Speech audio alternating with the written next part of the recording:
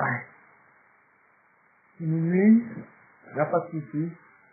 On est samedi, on est dimanche, c'est un samedi soir. Ouais. J'aime pas les gens qui disent ça. Qui disent oui, minuit passé, on est déjà demain, tout ça. C'est ça vraiment nul. Attends, je vais cleaner la petite console, hop, un petit tir, et après on va lancer Techmate, etc. C'est parti. Salut tout le monde, c'est Thomas, pour une nouvelle émission du Tryhard, où aujourd'hui on va parler des blocs dans Ruby. Ah ouais. Allez, on lance la console, on se fait plaisir, et on est parti. On va lancer Techmate aussi, le temps que ça réfléchisse. Alors, où est-ce que je suis là? Hop, on va taper un truc, enregistrer, tout, ta. Alors non, pas enregistrer tout ça, enregistrer, on va le mettre à la racine de ce bidule. Voilà, ici, et on va dire, tryhard.rb. Vous retiendrez, hein. C'est parti. On va trouver en anglais aussi, pour parler donc toujours des blocs dans Ruby, les blocs dans Ruby, ici. Ok, on va ensuite ça marche. Comme professionnel, bien entendu, ch.rb, hop. Et voilà, on a une superbe exécution, tout est parfait. Tout est vraiment très beau, très léché, je suis très content d'être avec vous ce soir. Et ouais, c'est pas des conneries, hein.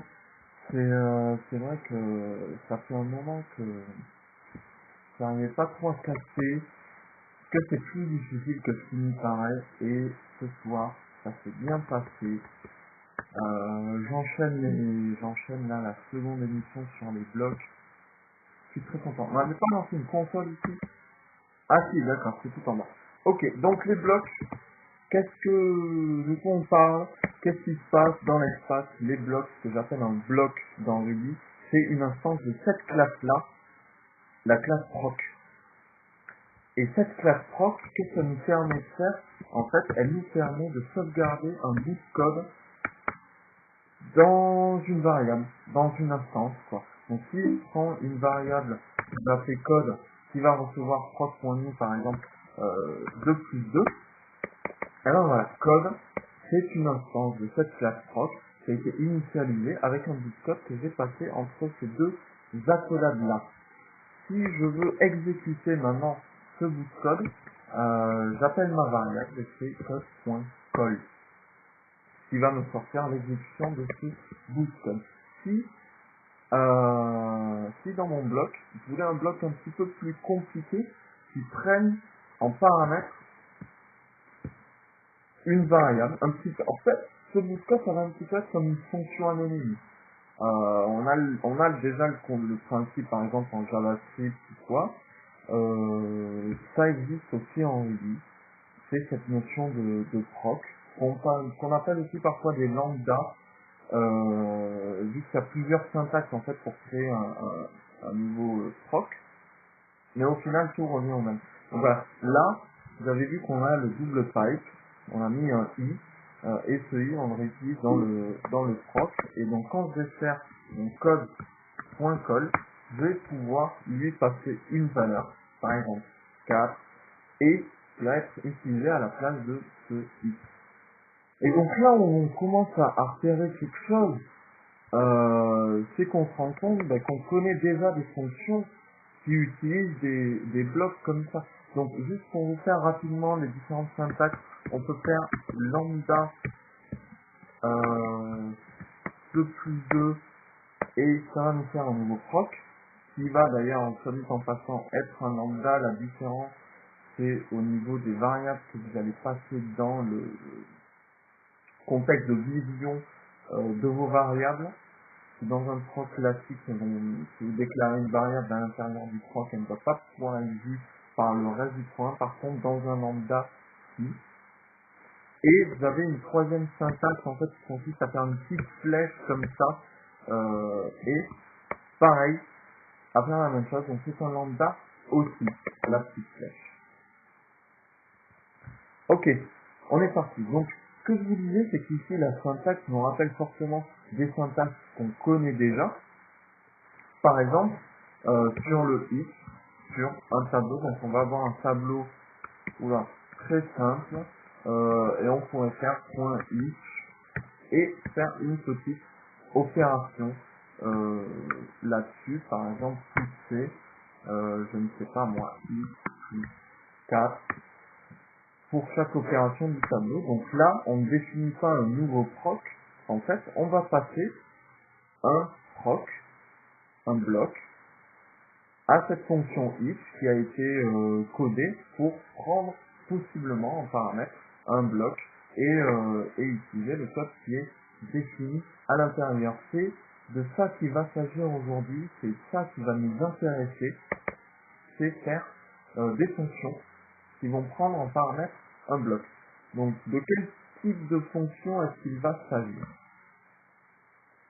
Principalement deux types de fonctions vont être concernés par l'utilisation des blocs. Les fonctions de type itérateur, exactement comme le if c'est un itérateur, on va prendre une collection de valeurs, on va passer sur chaque valeur, et sur chaque valeur on va effectuer une opération, cette opération qui va être définie dans notre bloc, afin de donner à notre if une grande flexibilité dans son utilisation. C'est vrai que ça évite à chaque fois, le if, ça évite de faire à chaque fois un sort, de calculer à la largeur du tableau, etc. C'est quelque chose qui est tout automatique. Mais ça nous permet de faire n'importe quelle opération sur chaque valeur de notre tableau. C'est quand même très pratique. On a, voilà. On a aussi une seconde type de fonctions qui vont prendre en paramètre le bloc, qui vont être très intéressantes aussi, c'est les fonctions qu'on dit de template. Donc qu'est-ce qui va être une fonction de template? C'est une fonction où on va rajouter un bout de code devant et derrière l'exécution d'un bloc qui sera toujours le même. Donc par exemple, un exemple qui me vient, ce sont les link to. Les link to, alors je crois qu'on peut faire else sur link to dans la console. C'est une console raise, link to bonjour, virgule, slash. Non, d'accord. Pas enter, c'est enter sans S, voilà. Le link to, classiquement, c'est écrit, donc d'abord, premier argument, une string de ce qu'il va y avoir à l'intérieur de la balise, et ensuite, le chemin. Si notre string est trop compliqué, on peut aussi utiliser un bloc. On peut utiliser un bloc, dans ce link to. Oh, donc là, je vais mettre exactement la même chose, mais vous avez compris. Et donc ce bloc peut être beaucoup plus compliqué en fonction de ce que vous voulez mettre. C'est vrai que parfois, si vous voulez intégrer, je ne sais pas, des images et un texte dans un bouton, vous allez avoir plusieurs lignes, et c'est toujours chiant d'écrire plusieurs lignes dans une seule string, et ça devient rapidement illisible. Donc c'est vrai que dans ces cas-là, utiliser un bloc, c'est toujours plus sympa.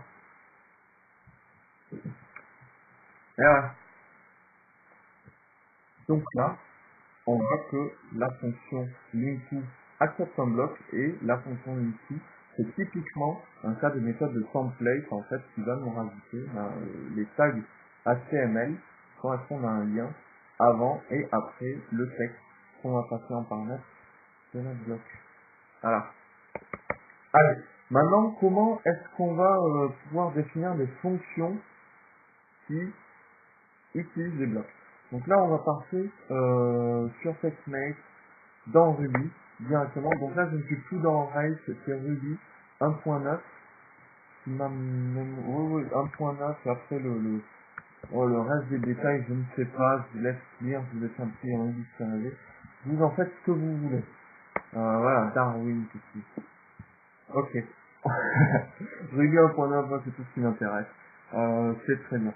On va faire une première fonction qu'on va appeler easy. Ça va être la fonction la plus simple qu'on peut imaginer, qui va utiliser un bloc. On n'a même pas besoin de définir des arguments, des paramètres, des trucs. On va juste appeler yield dans le corps de notre fonction. Et donc si dans notre mail, on appelle easy avec un bloc, par exemple. in a block, c'est complètement international. Ah oui, il faut le pousser, ça peut-être. Ouais. Hop. Et ben notre bloc là va être tout simplement appelé sur notre IL. Oh non, par Ruby et qu'est-ce que je fais? Qu'est-ce qu'on fait? Alors, Ruby CH in a block. Et voilà. Donc ça c'est vraiment très sympa.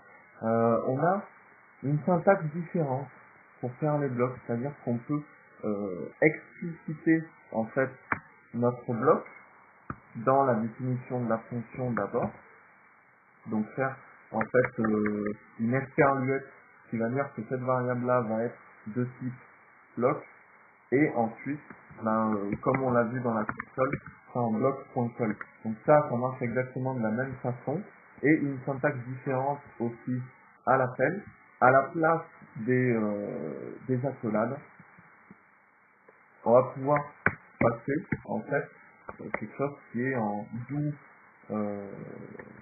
end en fait.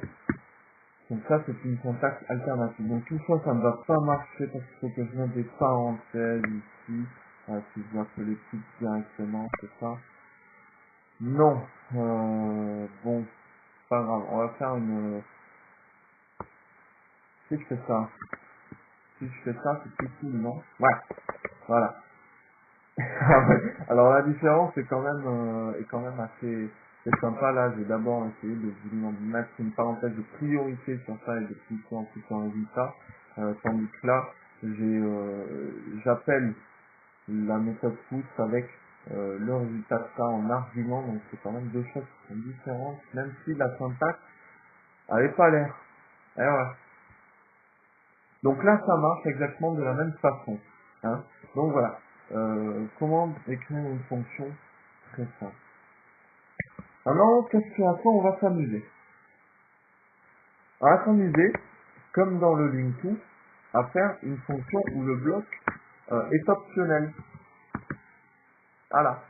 Donc, dans ce cas-là, on va utiliser la première syntaxe.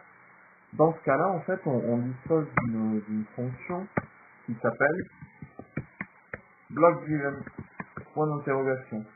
Et cette fonction-là va nous répondre true ou false si il y a en effet un bloc ou pas. Donc je yield si le bloc given, et sinon je vais dire euh, pas de bloc, tab, smiley, très déçu, très déçu. Voilà. Et donc là on va appeler optional. Alors on va se défaire de cette syntaxe à la con là. Ne vous méprenez pas, hein, j'aime bien le do end, surtout quand votre bloc fait plusieurs lignes. Dès qu'il fait plusieurs lignes, n'hésitez pas à transformer en do end, c'est très important pour la lisibilité de votre code, mais c'est vrai qu'ici, on préfère faire ça. Donc voilà, put optional in a block, put optional sans bloc, voilà. Et pour la fin, on va s'amuser à pousser en fait easy sans bloc pour voir qu'est-ce qui se passe si on essaie de faire un appel sur un bloc ou un yield s'il n'y a pas de bloc. Donc dans ce cas-là, vous comprenez bien que le bloc sera nul et donc nul.call ça ne va pas exister. Et donc je pense que ça sera plus intéressant de voir qu'est-ce qui se passe si on fait un yield. Ok. Donc là on va lancer l'exécution. On voit que la première ligne a retourné in a block. La seconde exécution, donc ici, a retourné no block here, donc on a bien le comportement qu'on voulait. Et le troisième, la no block given, local jump error, c'est la catastrophe complète. Et donc, voilà, ce bloc-là, ce block given-là était nécessaire, si vous voulez, un comportement optionnel comme le LINQ peut le permettre. Voilà. Allez, on va passer donc maintenant à un bloc qui va prendre en fait des arguments compte. Donc on a déjà vu tout à l'heure un petit peu comment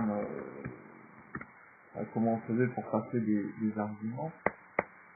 Donc ça, on va tout simplement, par exemple, dire, mon bloc, mon bloc, je vais toujours l'appeler avec un paramètre 18.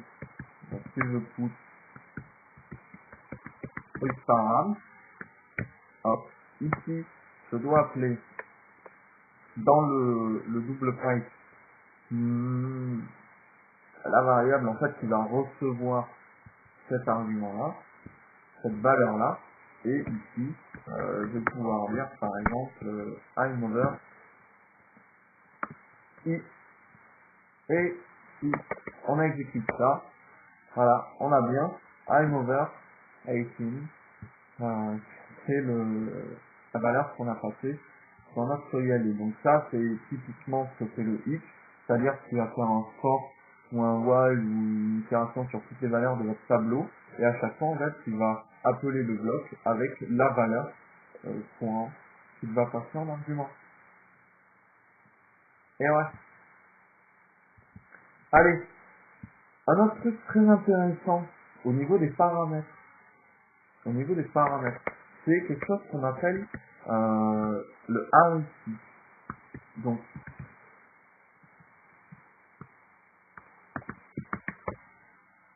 on va faire une fonction qui va calculer RIC d'un bloc. Le RIC d'un bloc, je ne sais pas exactement comment ça se prononce, alors je le dis à la française RIC, peut-être que c'est RIC, je n'en sais rien, c'est pas du tout le moment de me prendre la tête avec ça, j'en ai marre, je vous demande de vous calmer, d'accord, parce que sinon, il y aura tension. Alors ça, croyez-moi. Hein, attention, il faut raison garder tout ça, Mister MD. Dédicace Mister MD. Allez, on avance. Donc là, on va uniquement en fait renvoyer la valeur en fait du bloc.RIC. Donc RIC, ça c'est une fonction, c'est une méthode de la classe proc. Hein, si on fait proc.méthode, on va le... Oula. Ah mais non, je suis pas dans la console là, c'est n'importe quoi. Ah, vous me dire ça, quand je commence à faire n'importe quoi. Voilà, là ça doit être quelque part...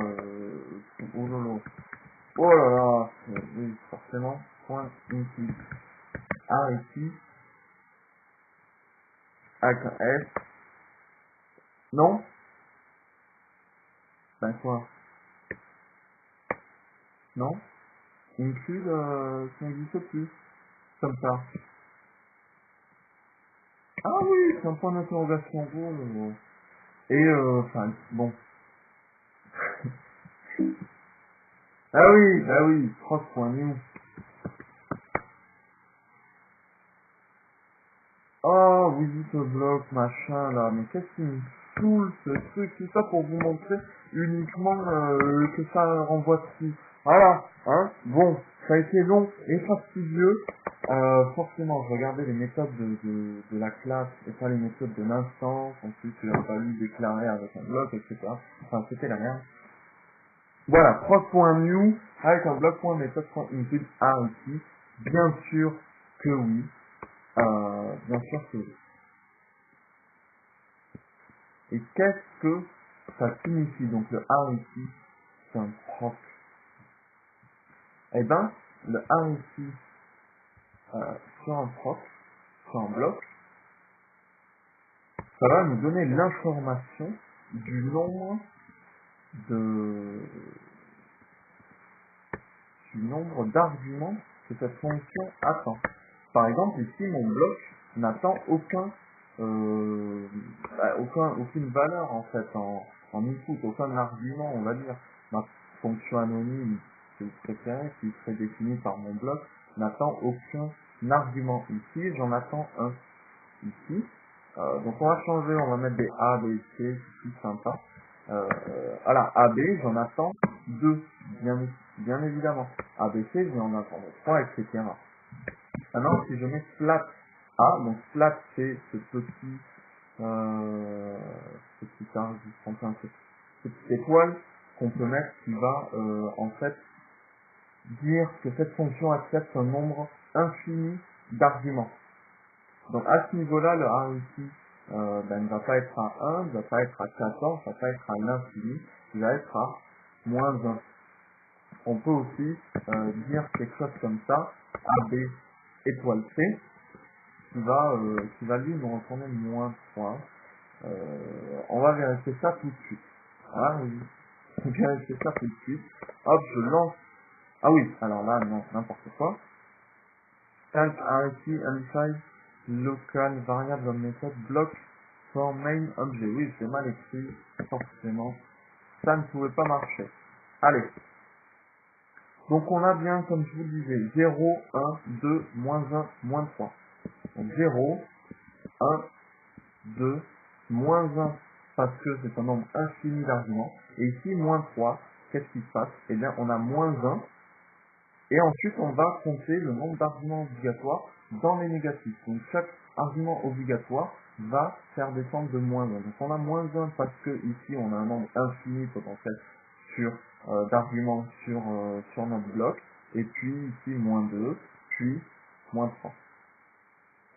Et donc, en fonction de son comportement-là, vous pouvez peut-être décider, dans une fonction, d'envoyer un certain nombre d'arguments. Donc, je ne sais pas exactement comment est-ce que vous allez vous débrouiller, mais on peut imaginer, par exemple, si votre bloc, enfin si votre fonction qui prend un bloc va tourner, faire un if sur un h, par exemple, va faire une itération sur un h, vous pouvez imaginer, si vous avez qu'un seul argument, et comme ça fait d'ailleurs sur le h, renvoyer un tableau avec en premier la clé, en second la valeur.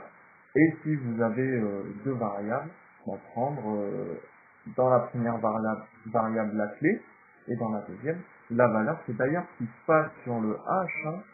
Je viens de prendre cet exemple en live, mais on peut aller vérifier ça tout de suite.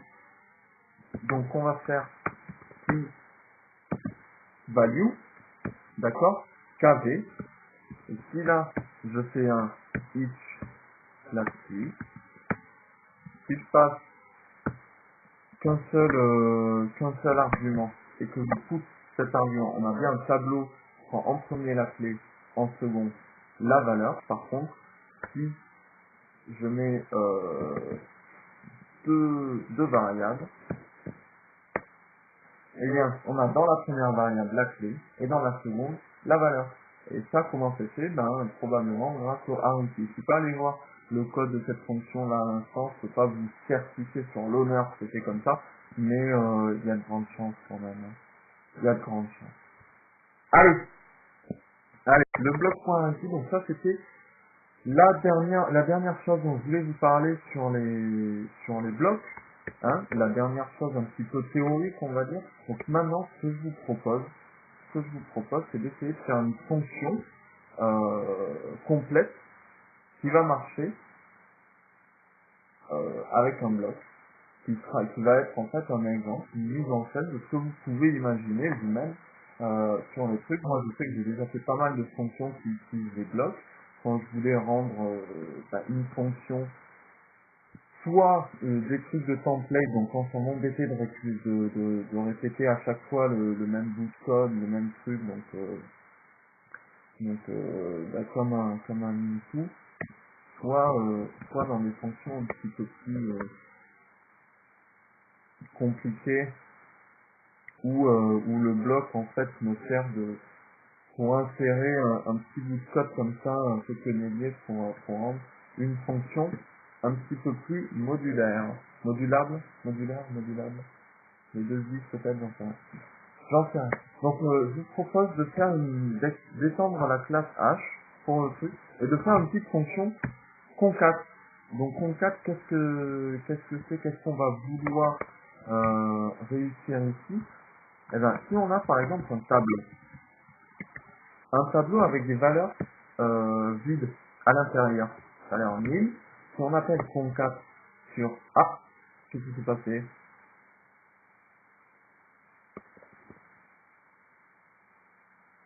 Pas concat, compact, je me suis planté, excusez-moi. Oui, et je l'ai mal écrit. Et je l'ai mal écrit. Allez, compact, qui va en fait enlever les valeurs vides de notre tableau. Et ça, voilà. Donc là, on va se remettre d'aplomb, compact, mais sauf que ça, je crois que ça n'existe pas sur les H. En tout cas, je vois pas trop comment ça marcherait. Comment ça marcherait si j'appelle la compact. Ça me suit. Ah mais si ça marche, autant pour moi. Ben voilà. C'est exactement ce que je voulais faire. Exactement ce que je voulais faire, je voulais compacter en fait en regardant la valeur de la value dans un hash, mais avoir la possibilité, en fait, avoir la possibilité de passer un bloc, sur cette fonction en fait, pour définir moi-même sur quelles conditions est-ce que je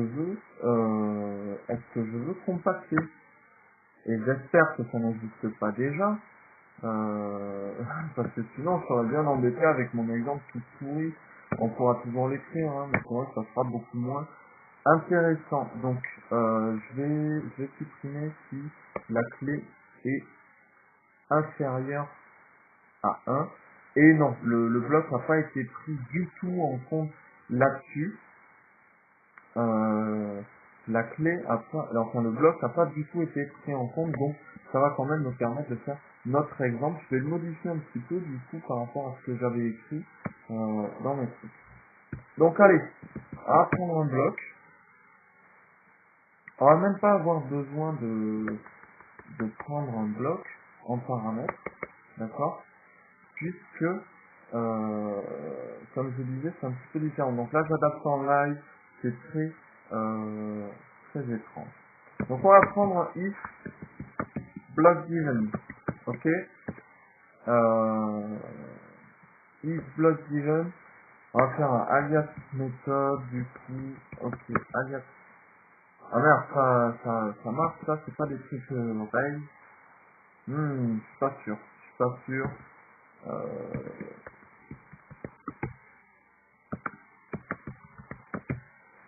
allez, hop, else,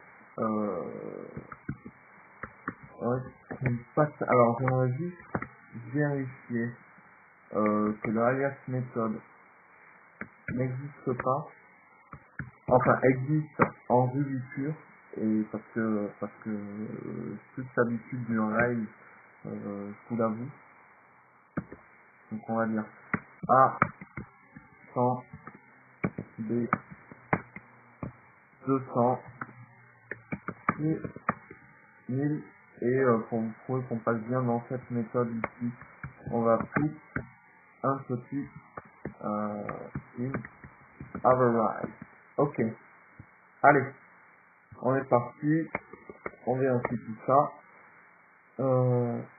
Syntaxe, nanana. Ah oui, parce que là, le put, forcément, il croit... En plus, j'ai même pas fait appel au truc. Point compact, là, il va mieux comprendre, non? Non, il va pas mieux comprendre. Et il est con parfois. Parfois, c'est un peu chiant. Mais c'est normal en même temps, hein. On pourra pas mieux faire. Moi, je saurais pas comment faire mieux, donc je vais pas cracher dessus, hein, j'aime bien. Voilà. Undefined méthode compact for class H. Ah bon? Alias méthode, d'accord. Donc le alias méthode n'existe pas.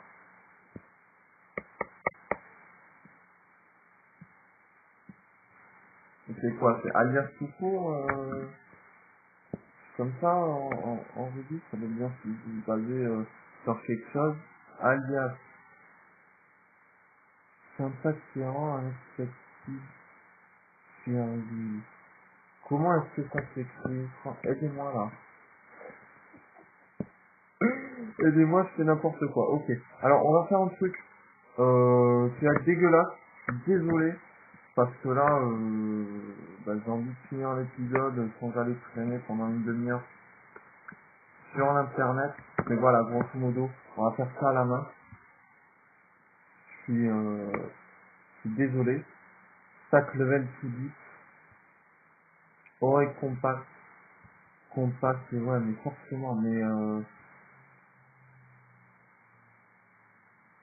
comment est-ce qu'on alias là dans Ruby?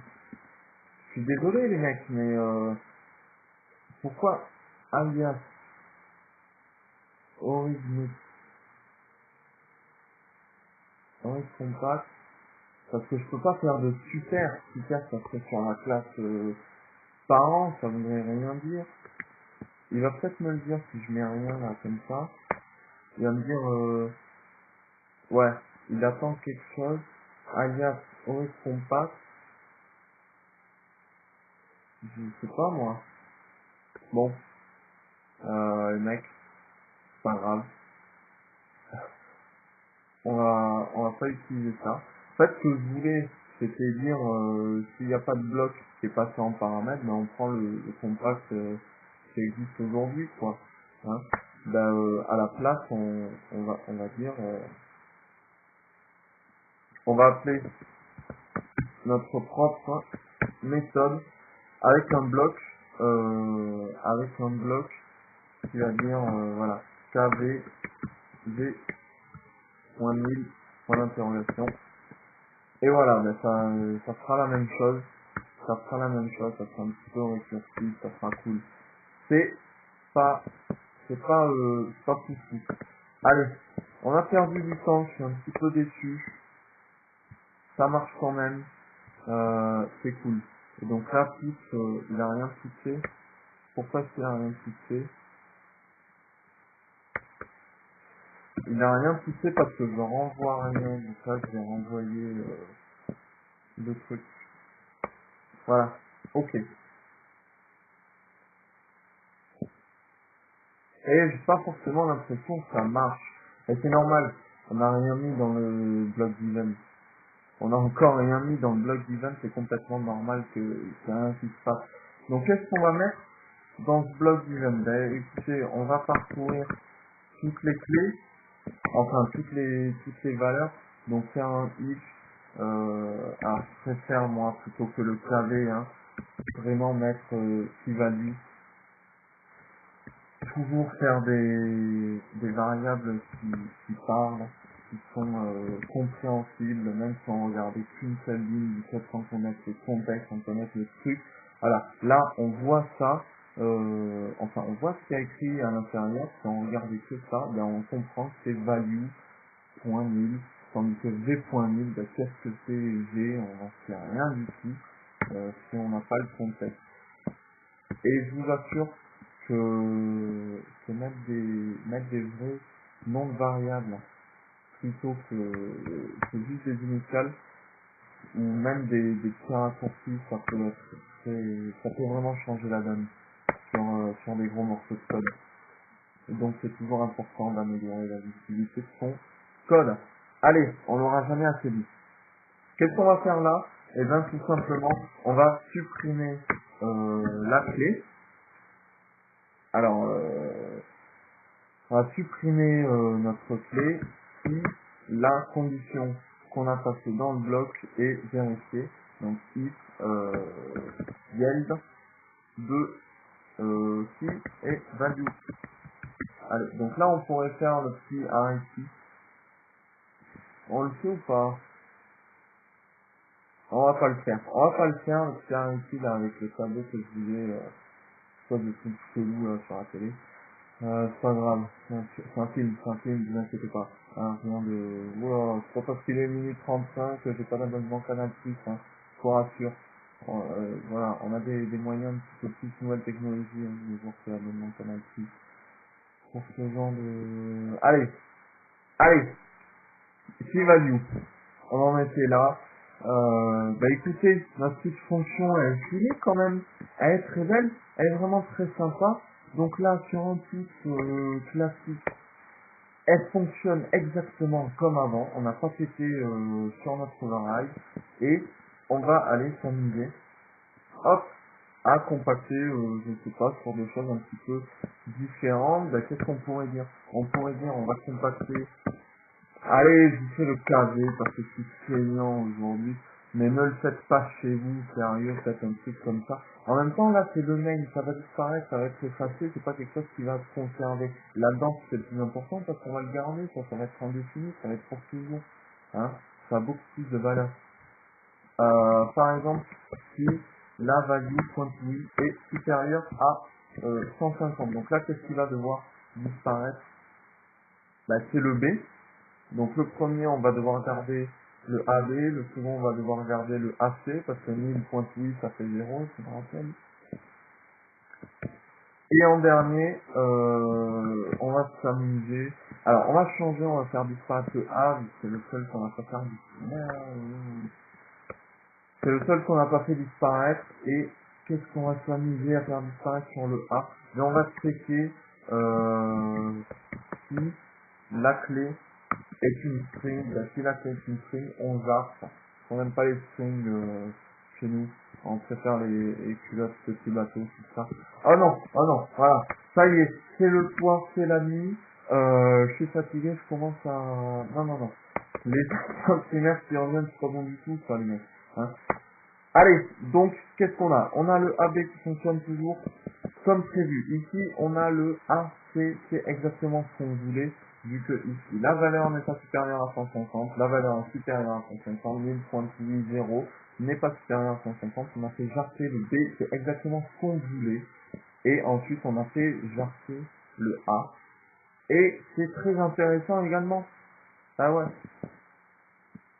ah ouais, mec. Voilà. Et voilà, on a donc rendu cette fonction compacte sur les haches un petit peu plus modulaire, tout en gardant son fonctionnement par défaut. Donc pour faire quelque chose ici, hein, je me rappelle sur le comportement par défaut, on aurait préféré faire un alias sur la méthode compact et réutiliser cet alias ici, plutôt que de faire un truc un petit peu récursif. Mais comme ce n'est pas la full syntaxe en pure release, vu que je suis plus habitué, comme je me rappelle, à utiliser Rails, bah, j'ai pas réussi. J'ai pas réussi du premier coup. Comme je voulais pas aller farfouiller sur l'internet pendant trois quarts d'heure. Tout ça, on a fait une session bricolage. Allez. Ah voilà, l'émission est finie. J'espère que ça vous aura plu, ça vous aura appris des trucs. Euh, Bah écoutez, Euh, moi j'ai rien à rajouter. Voilà, la vidéo elle est finie. Vous avez plus rien à faire ici. Je sais pas pourquoi vous continuez voilà, pourquoi vous avez pas éteint voilà, le YouTube, le navigateur, le truc. Allez, ouf, des bisous, hein, des bisous de l'amour. Ça c'est cadeau. Maintenant c'est parti. Hein, faut me laisser tranquille un petit peu. Voilà, j'ai une vie aussi. Laissez-moi avoir une vie privée s'il vous plaît.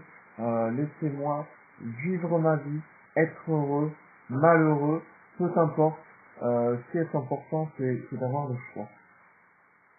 Allez.